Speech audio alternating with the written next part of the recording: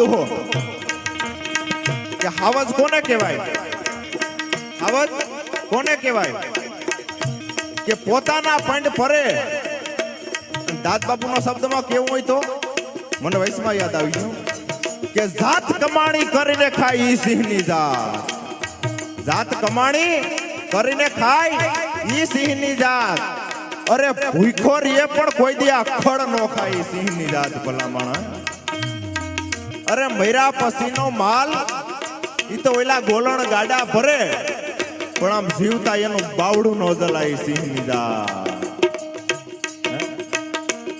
સાને ખૂણે એકલા ખાય ઈ કોક બીજી ને સાને ખૂણે એકલા ખાય કોક બીજા પણ જેની થારીમાં કેક ધરાય ઈ સિંહની જાત. અને એને મળતો ભગત બાપુનો દુહો છે કે પોતાના પંડ ભરે અને જેને ઘટમાંય ભરવો ઘણો. પોતા ઉપર એને વિશ્વાસ હોય. કૂતરાને તમે રોટલો નાખો ને બાપા, કૂતરાને આપણે રોટલો નાખીએ ને એટલે એ રોટલો આમ ખાઈ લે, પછી બીજો દાટી દે. હવે જ મારણ કરે ને પછી જેટલું ખવાય એટલું ખાય, પછી ક્યાંય દાટવા ન જાય, ખતાડવા ન જાય. એ પછી ને વયો જાય મૂકીને એની થાળીમાં બીજા ધરાતા હોય, બીજા પછી શિયાવડા બધા નાખતા હોય.